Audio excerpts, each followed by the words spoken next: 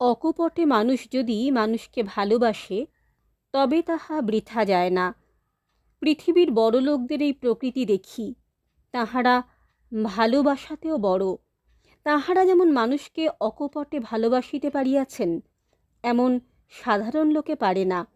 তাহারা মানুষকে ভালোবাসিতেন বলিয়া মানুষও তাহাদিগকে ভালোবাসিত, তাহাদের জন্য প্রাণ দিতে চাহিত, তাহাদের গুণ চিরদিন স্মরণ করিত। দুইজন ইংরেজ এদেশের লোককে অকপটে ভালোবাসিতেন, একজন ডেভিড হেয়ার আর একজন ড্রিঙ্ক ওয়াটার বেথুন। ইহার নামের প্রকৃত উচ্চারণ বিটন, কিন্তু এদেশে বেথুন হইয়া পড়িয়াছে, সেই নামেই সকলে ইহাকে জানে। এই দুই ইংরেজ বাংলাদেশে প্রাতঃস্মরণীয় ব্যক্তি হইয়াছেন। কিসের গুণে? অকপট ভালোবাসার গুণে। হেয়ার সাহেব একজন সামান্য ঘড়িওয়ালা সাহেব ছিলেন। ঘড়ি তৈয়ার ও ঘড়ি মেরামত করিয়া খাইতেন। বেথুন সাহেব পর্যন্ত গভর্নর জেনারেল সাহেবের সভাতে এক বড় কাজ করিতেন। হেয়ারের পূর্বেও অনেক ঘড়িওয়ালা সাহেব এদেশে আসিয়াছেন এবং এখনও অনেক ঘড়িওয়ালা সাহেব এদেশে আছেন। কই, তাহারা তো প্রাতঃস্মরণীয় লোক হন নাই। সেইরূপ মহাত্মা বেথুনের পরেও তো ওই পদে কত বড় ইংরেজ আসিয়াছেন, কই, তাহারা তো কেহ নাম রাখিয়া যাইতে পারেন নাই। ইহার কারণ কি? কারণ এই হেয়ার ও বেথুন এদেশের লোককে অকপটে ভালোবাসিতেন। হেয়ার সাহেবের জীবনের সংক্ষিপ্ত বিবরণ এই: তিনি স্কটল্যান্ড দেশীয় লোক, প্রায় ৮০-৯০ বৎসর হইল ঘড়িওয়ালার কাজ করিবার জন্য এদেশে আগমন করেন। ঘড়ির কাজে কিছু সঙ্গতি করিয়া কলকাতাতে বাস করেন। মহাত্মা রাজা রামমোহন রায়ের সহিত হেয়ারের পরিচয় হয় ও আত্মীয়তা জন্মে। দুই বন্ধুতে সর্বদা এই কথাবার্তা হইত যে এদেশের বালকদিগের ইংরেজি শিক্ষার উপায় না করিলে চলিতেছে না। ক্রমে তাহাদের পরামর্শ কাজে দাঁড়াইল। 1817 সালে রামমোহন রায় ও হেয়ারের উদ্যোগে ও তখনকার সুপ্রিম কোর্টের প্রধান বিচারপতি স্যার হাইড ইস্ট সাহেবের সহায়তায় এদেশের বালকদের ইংরেজি শিক্ষার জন্য হিন্দু স্কুল খোলা হইল। তদবধি হেয়ার আর সকল কাজ ছাড়িয়া এই কাজে লাগিয়া গেলেন। এতদ্ভিন্ন তিনি কলকাতার স্থানে স্থানে অনেকগুলি স্কুল খুলিলেন এবং একটি সভা স্থাপন করিয়া স্কুল পাঠ্য পুস্তক সকল প্রকাশ করাইতে লাগিলেন। সংক্ষেপে বলিতে গেলে হেয়ার বাংলাদেশে ইংরেজি শিক্ষার পিতা।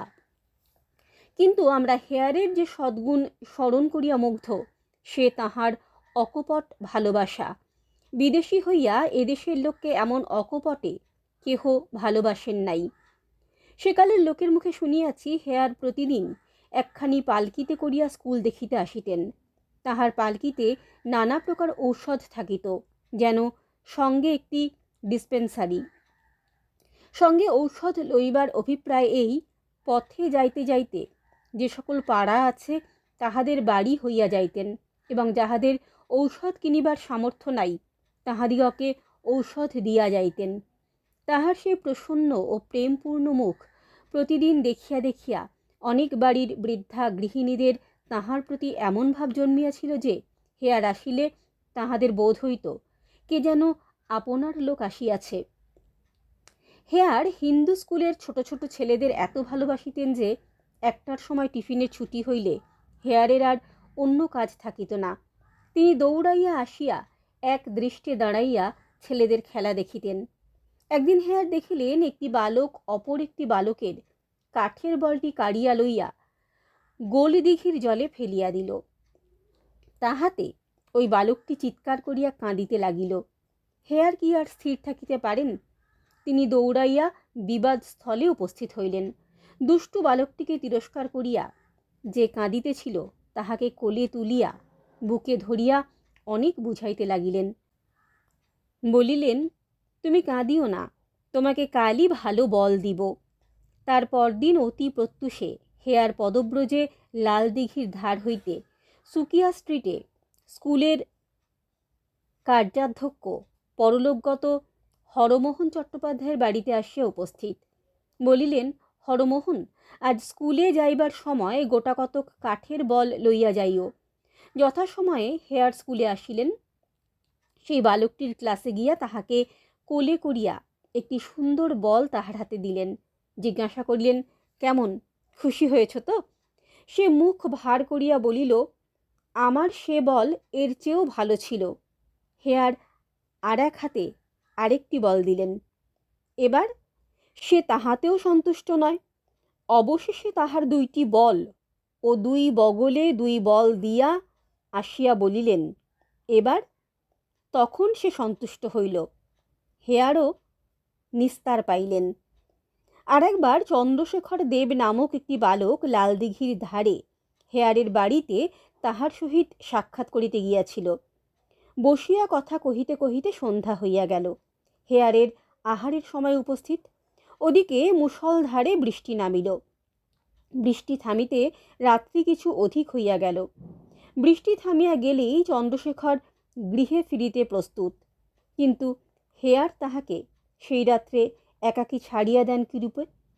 একে অন্ধকার রাত্রি, তাহাতে আবার লালবাজারের মাতাল গোড়াদের ভিতর দিয়া যাইতে হইবে।